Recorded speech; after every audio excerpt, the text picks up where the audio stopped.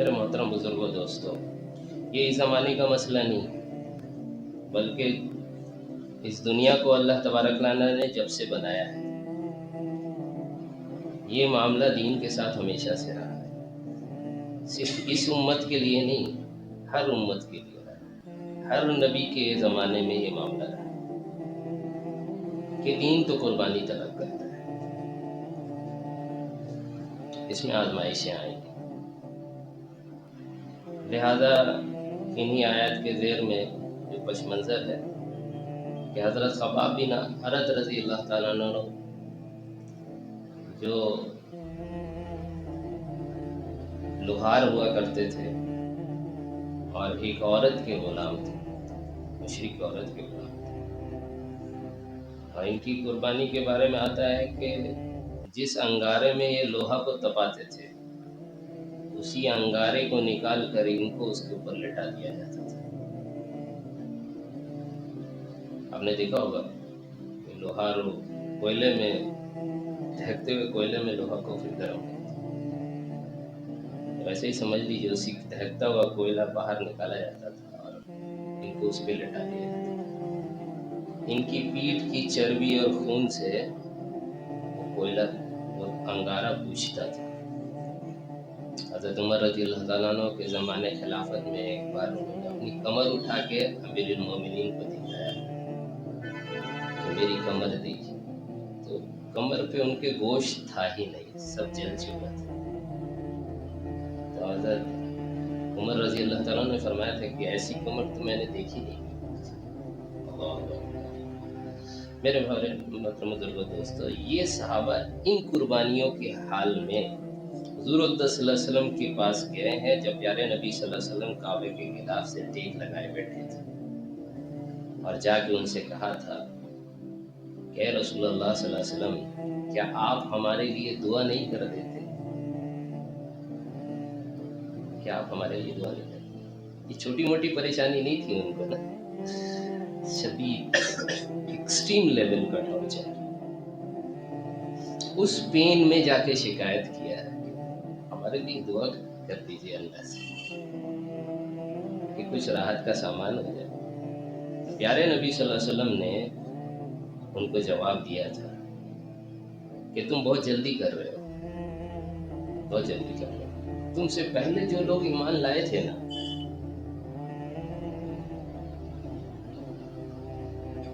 آرو سے ان کو چیر دیا گیا،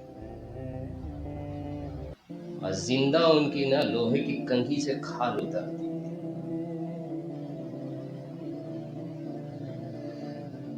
اور اس پہ بھی وہ صبر کیے۔ لیکن میں دیکھتا ہوں کہ تم جلدی کر رہے ہو۔ ہاں، وہ دن بھی آئے گا کہ آج تمہارا جان مال عزت کچھ محفوظ نہیں ہے، لیکن وہ دن بھی آئے گا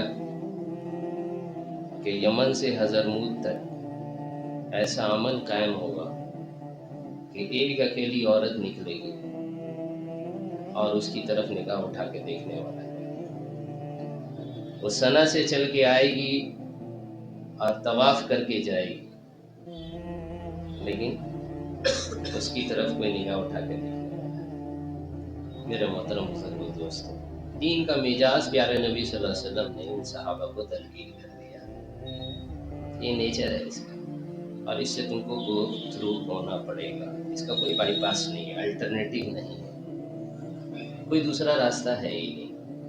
ہم چاہتے ہیں کچھ ہو جائے، کچھ انتظام ہو جائے، اور اللہ چاہتے ہیں کہ امتحان ہو جائے۔ ہم انتظام چاہتے ہیں، ہم سروائیول چاہتے ہیں، سہولت چاہتے ہیں، اور اللہ چاہتا ہے کہ پاک کو ناپاک سے الگ کر دے۔ ایک ہماری چاہت ہے، ایک اللہ کی چاہت ہے۔ میرے محترم بزرگوں دوستوں، تو اللہ تبارک تعالیٰ یہ فرماتے ہیں کہ دنیا کے اس حال پہ اتنے پریشان نہ ہو، اتنے پریشان، اتنی اہمیت نہ دو۔ اب سوال یہ پیدا ہوتا ہے کہ انسان دیکھتا ہے کہ خون بہہ رہا ہے، عزتیں پامال ہو رہی ہے، اور پوری کی پوری جو ہے ایک جنریشنز کی جو ہے نا سب کچھ داؤ پہ لگا ہوا ہے، اور جس تکلیف کا، جس نقصان کا ہم تذکرہ کر رہے ہیں یا جس کے بارے میں سوچ رہے ہیں یا جس سے ڈر رہے ہیں، وہ کوئی ہیپوتھیٹیکل نہیں ہے، وہ فزیکل ایک ریالٹی ہے، وہ تکلیف ریالٹی ہے جس سے ہم دوچار ہو رہے ہیں. تو یہ کیسے ممکن ہے کہ ہم اس کا اثر نہ لیں؟ یہ کیسے ممکن ہے؟ پاگل تو نہیں ہے، کوئی فینیٹک تو نہیں ہے. اور دین کیا ہم کو پاگل دیوانہ فینیٹک بنانا چاہتا ہے جو یہ کہہ رہا ہے کہ اثر نہ ہو؟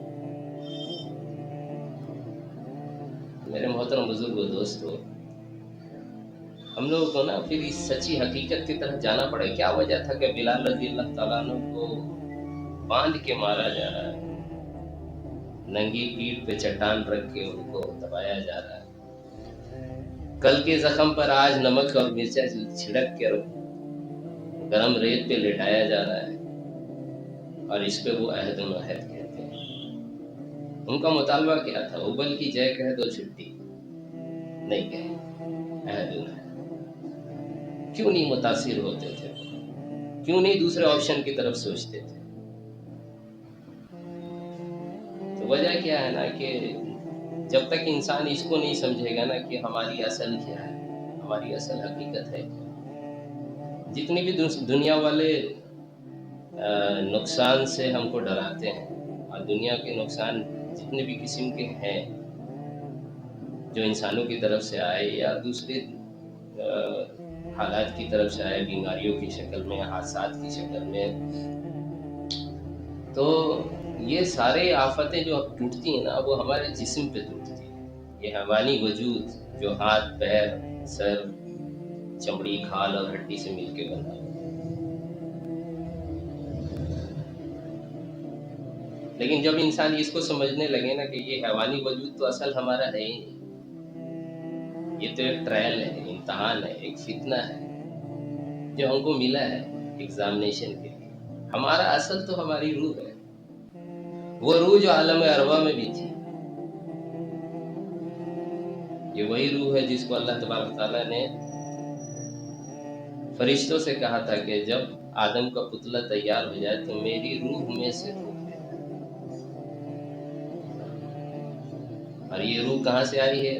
تو کہا کہ یہ روح اللہ کا امر ہے. روح کو اللہ نے اپنی ذات سے جوڑا ہے.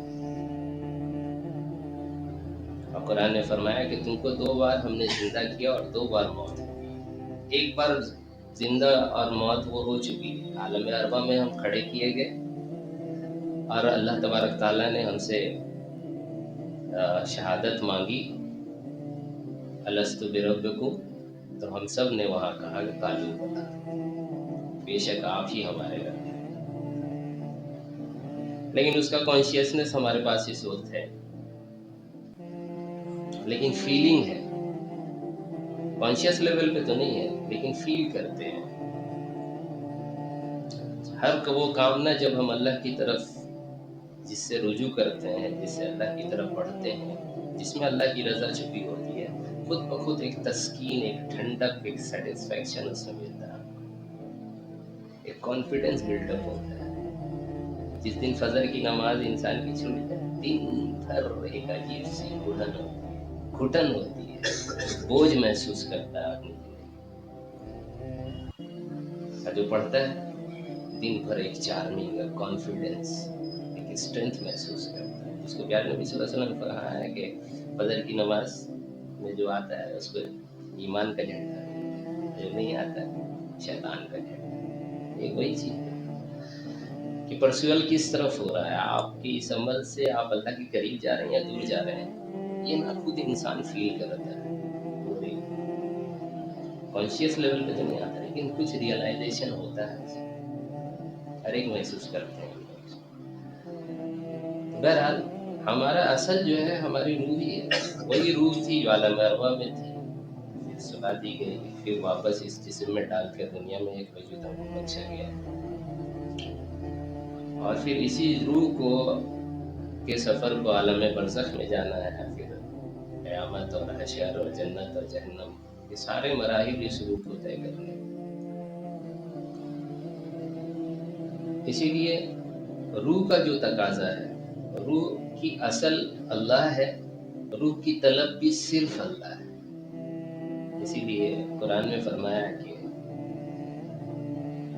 ہمیں معلوم ہے کہ تم کو کافروں کی باتیں افسردہ کرتی ہیں، بہت تکلیف پہنچاتی ہیں،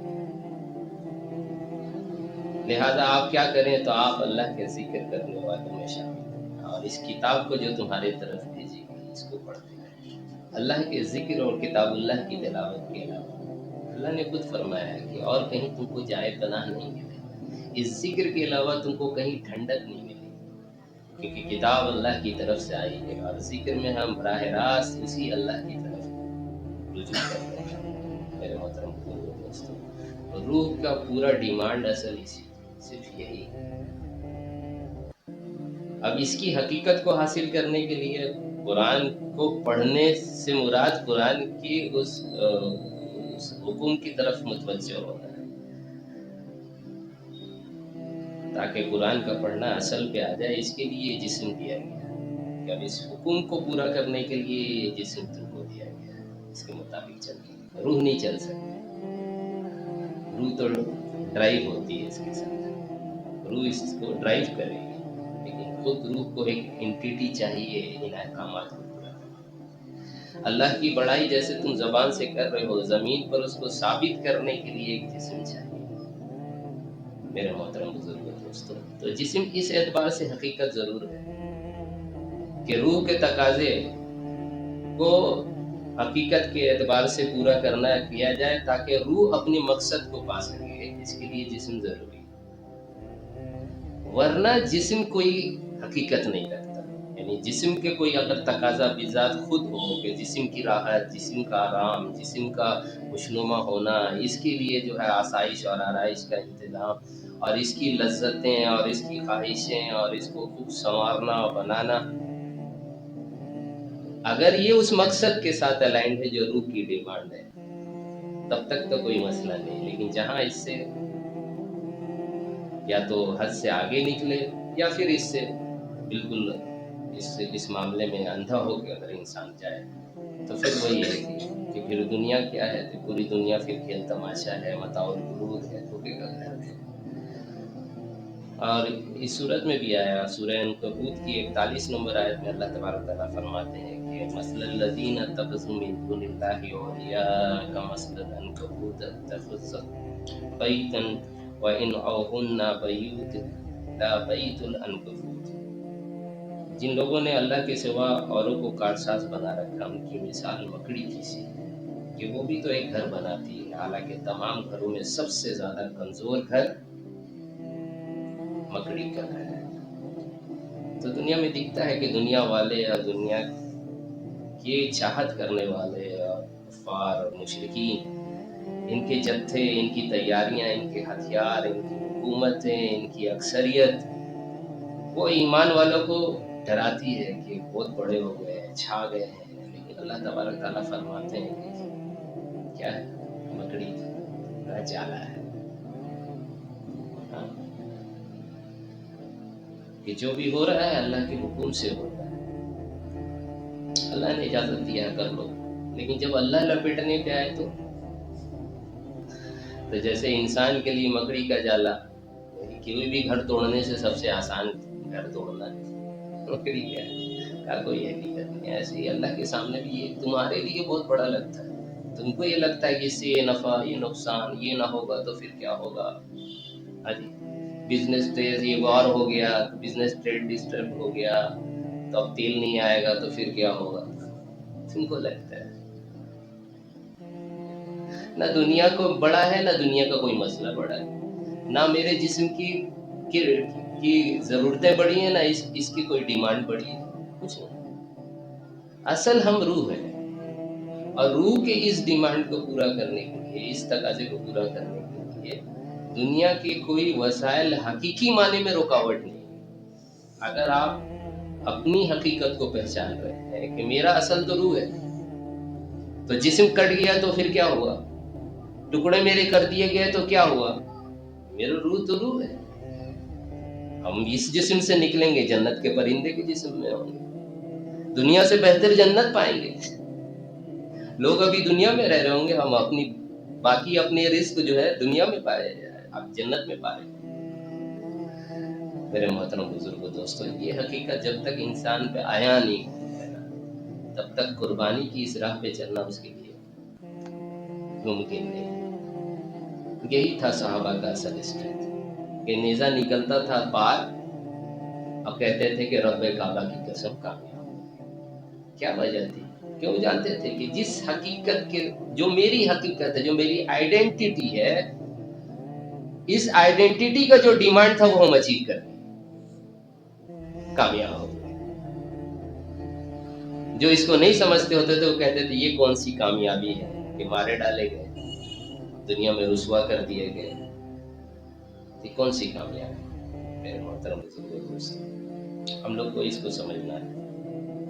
اسی سورہ عنکبوت کی آخری آیت جو ہے، والذین جاہدوا فینا لنہدینہم سبلنا وان اللہ لمع المحسنین، اور جو لوگ ہماری راہ میں مشقتیں اٹھائیں گے، ہم ان پر ضرور اپنی راہیں کھول دیں گے، ان کو اپنے تک آنے کا راستہ، ہم ان کو ہدایت ضرور دیں گے، یعنی ان کی کامیابی ایشیورڈ ہے، ان کی جو میری راہ میں مشقتیں اٹھائیں۔ یقیناً اللہ نیکوکاروں کے ساتھ ہے۔ تو یہ حقیقی کامیابی نہ تب تک نہیں سمجھ میں آئے گی جب تک ہم اپنی حقیقت کو نہیں سمجھیں گے، ورنہ دنیا تو کس کو سمجھ لی ہے۔ عہدہ مل جانا حقیقت ہے، کامیابی ہے، روپیہ پیسہ مل جانا کامیابی ہے، نام ہو جانا کامیابی ہے، حکومت اختیار کا مل جانا کامیابی ہے، زندگی میں خوشی کے سارے سامان جمع کر لینا کامیابی ہے۔ اب اس کی تلاش میں دنیا ہے، انسان کہاں سے کہاں تک بھٹک رہا ہے۔ میری ایک ساتھی سے ڈسکشن ہو رہی تھی، غیر مسلم تھا، اس کو دعوت دے رہے تھے، بات ہوتے ہوتے بات یہاں پہ آئی کہ چلو اگر اللہ کو نہیں بھی مانتے ہو، آخرت بھی نہیں مانتے، تو دنیا میں اچیو کیا کر لو گے؟ یہ بات کتنا کر لو گے؟ جانتے بھی ہو دنیا میں انسان کب سے ہے، یعنی انسانی یہ اسپیشیز ہے کب سے بستی چلی آ رہی، لاکھوں سال کی ہسٹری ہے۔ ان لاکھوں سال میں ہم کو کتنے سال ملے؟ بہت تھوڑا، وہ بھی گارنٹیڈ نہیں ہے۔ ایک رات ایک اسپیکٹرم ہے 60 65 70 80 سال 100 سال، وہ بھی ایشیورڈ نہیں۔ اور پچھلوں میں بھی دیکھو، جو اتنا لمبا چوڑا وہ سیلاب کے جیسا انسانوں کا دمار ہے، ان میں سے کتنے ہیں جنہوں نے دنیا فتح کی، دنیا اکٹھا کیا، دنیا سجایا، دنیا بنایا؟ ٹھیک ہے، آج ہم کوشش کر رہے ہیں، اور ریشیو دیکھو، پروبیبلٹی کہ ہم ان میں سے کسی ایک میں ہوں گے، اگین بہت تھوڑا۔ اچھا، یہ بہت تھوڑا یہ دو پرسپیکٹیو میں دیکھ لیا، ابھی تیسرا یہ بھی دیکھ لو کہ جو اچیو بھی کرو گے کتنے دن کے لیے کرو گے، کتنے دن سسٹین کرو گے، کتنے دن اس سے فائدہ اٹھاؤ گے،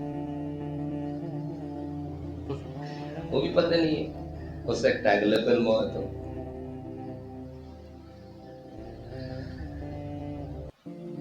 اور ان سب پہ بھی ایک حقیقت بھی جان لو، تم کتنی بھی کوشش کر لو، کتنی بھی کوشش کر لو، سب تم اچیو کر لو گے، وہ تو آج تک کوئی نہیں کر سکا۔ یہ جو انر ڈیمانڈ ہے نا، انسان کا پیٹ قبر کی مٹی بھر ہے نا، اس کے دل کی چاہتیں جو ہے وہ جنت میں ہی پوری ہو سکتی ہیں۔ دنیا میں جو اس چکر میں لگا ہے، یہ ہارا ہوا ریس توڑا ہے، کبھی جیت نہیں سکتا۔ پھر موت اور قبر کی مٹی اس کا خواہش پورا ہوتا نہیں، کچھ نہیں ہے۔ ہم کہتے ہیں کوئی حقیقت تو یہی ہے کہ وی آر نتھنگ۔ اس حیوانی وجود کا اگر بات کرو تو ہمارا کوئی ایگزسٹنس نہیں، لیکن ایک اسپرٹ ہے ہمارے اندر، ایک روح ہے، وہ روح نہ ہم کو باقی دنیا کے دوسری اسپیشیز سے الگ کر دیتی ہے۔ جب اس کے تقاضوں کو سوچو گے، ڈھونڈو گے، اور پھر اس اعتبار سے جو ہے نا اپنی زندگی پر اینڈ کرو گے، بھی انسان نہیں، باقی اشرف المخلوقات بن کے سامنے تو سامنے والا نا ایک بار باتوں سے کافی متاثر ہوا، ڈھیلا پڑا اور کہہ رہا ہے کہ سر وہ تو چھوڑ دیجیے، جو لاکھوں سال کے انسانوں کی ہسٹری، اس سے پہلے تو سنے ڈائناسور رہتے تھے. بولے ہاں ان کے پتہ نہیں کچھ کچھ ہے اس طرح کا ہم نے، کیونکہ حدیث میں بھی ملتا ہے کہ انسانوں سے پہلے جنات دنیا میں تھے اور انہوں نے بڑی قتل و غارت مچائی.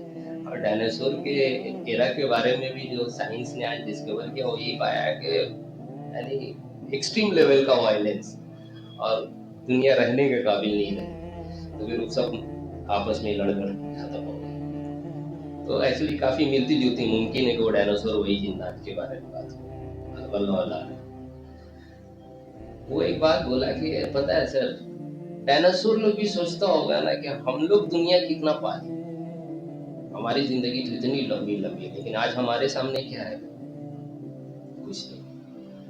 انہوں نے بڑی دنیا فتح کیا تھا، دنیا پہ راج کیا تھا، لیکن آج ہمارے سامنے کیا کنکال پڑا ہے، ڈھونڈنے سے نکلتا ہے کہیں کہیں. بولا آج اسی کی وجہ سے ہم کو تیل مل رہا ہے. ان کا ہے ڈسکوری ہے کہ تیل کیسے بنا تھا، کوئلہ کیسے بنا تھا، وہی ان کی ہڈیاں جو اندر چلی گئی. اللہ عالم، یہ ایک تھیوری ہے، ورنہ ہمارا تو اس پہ ایمان ہے کہ زمین کے اندر بھی جتنی بھی چیزیں ہیں، اوپر بھی ہے، سب اللہ نے بنایا ہے. وہ کیسے بنایا اللہ نے، ہو سکتا ممکن ہے اس کا یہ پروسیجر ہو، لیکن یہ بہرحال تو یہ سچی حقیقت ہے کہ ہم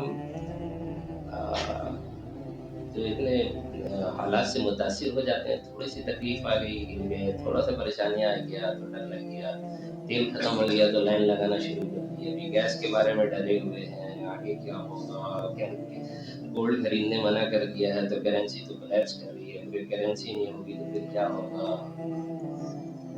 سوچتے رہو، ہم اس سب کے لیے آئے ہی نہیں. ہم کس لیے آئے دنیا میں؟ ہم جس کو بولتے ہیں ہم کون ہیں؟ 5 فٹ 6 انچ، 5 فٹ 10 انچ، 65 70 80 کلو 100 کلو کے، یہ ہم تو ایک روح ہے، روح اللہ کا عمل ہے. اس کی جستجو بس ایک ہی چیز، اس کو ایک ہی چیز عجیب کرتا ہے، اللہ. یہ ملے گا اس کو تو بس اس کامیاب، یہ نہ ملا اتنا آسان ہے. پھر کیوں ڈرتے ہیں کہ کیا ہوا دنیا میں اور کیا نہیں ہوا، اور کیا ملا اور کیا نہیں ملا؟ کیوں پھر شہادت سے بھاگتا ہے انسان؟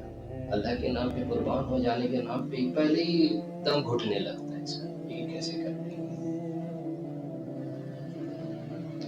کچھ نہیں، بہت آسان ہے، لیکن اس حقیقت کو دل میں بسانا پڑے، اس کا مراقبہ، اس کا استحضار، اس حقیقت کا یقین دل میں اتنا پیوست ہو جائے کہ دنیا کا کہ سارا عروج و زوال، عزت ذلت آنا جانا یہ دھوکہ دکھنے لگتا ہے.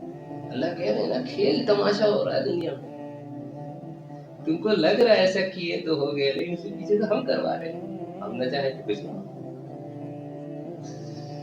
کیوں ان چکروں میں پڑے ہوئے ہو؟ ہر تبدیلی میں ہم کو تلاش کرو، ہر حاجت میں ہم کو یاد کرو.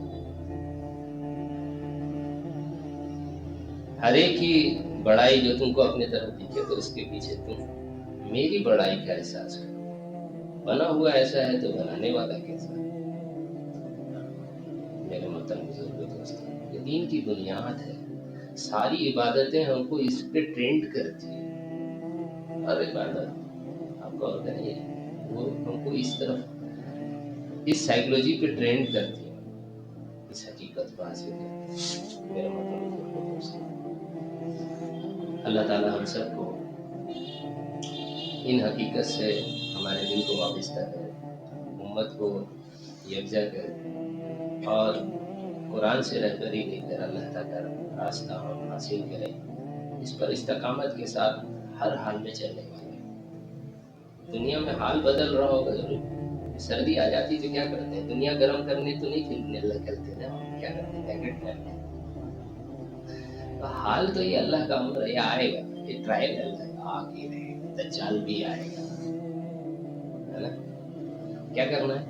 اپنی تیاری کرو، اپنی حفاظت کرو، اپنا رول، اپنا استقامت، اپنی ذمہ داری کے اوپر فوکس کریں، یہی کر سکتے ہیں۔ اللہ اس انتظار میں رہیں گے کہ کسی کا پلو مل جائے، کسی کا سایہ مل جائے۔ ہاں دیدی کے سایہ میں تھے نا بنگال والے، اب اماں تو چلی گئی، سایہ ہٹ گیا، ایکسپوز ہو گیا۔ اب کیسے ہوگا؟ اب تو کھلے میں نماز نہیں پڑھ سکتے۔ انگلش میں یہ ہم کو سایہ چاہیے، ہمارے پاس ایک سایہ کافی ہے۔ میرے پاس کیا ہے؟ اللہ ہے بس۔ آخر کریں گے انشاءاللہ۔